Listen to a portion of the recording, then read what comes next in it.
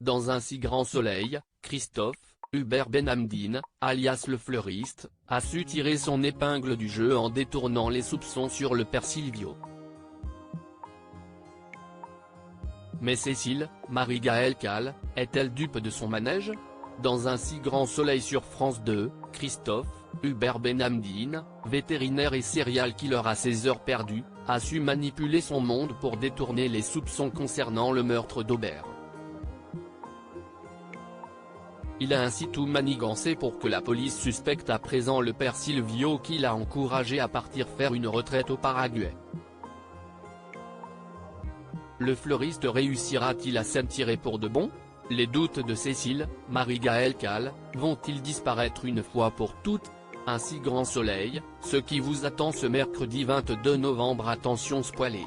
Dans l'épisode d'Un si grand soleil diffusé ce mercredi 22 novembre sur France 2, la police scientifique trouve de nouveaux éléments incriminants au domicile du père Silvio. Le cadavre d'Aubert est découvert dans une carrière. De son côté, Christophe appelle le père Silvio, arrivé au Paraguay, pour lui apprendre le meurtre d'Aubert et lui préciser qu'il figure sur la liste des suspects.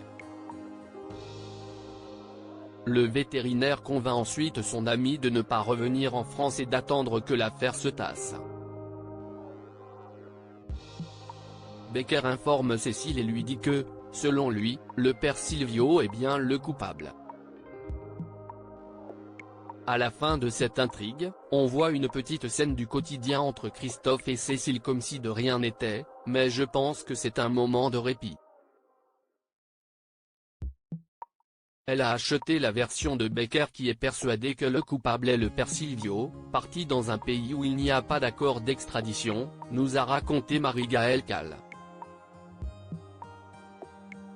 Un si grand soleil, si est impossible, ce que Cécile ne ferait jamais concernant Christophe. Si Cécile se donne un peu de répit, elle ne peut pas revenir en arrière de ses soupçons, je pense, nous a expliqué l'interprète de la juge d'instruction dans Un si grand soleil.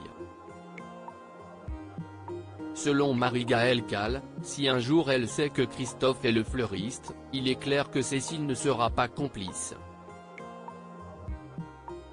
Et de préciser, dans la logique de mon personnage, elle ne pourrait pas accepter le fait que son mari soit un criminel.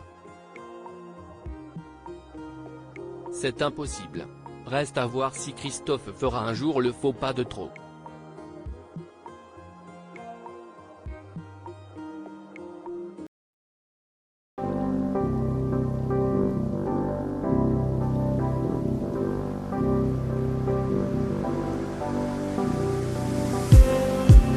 Just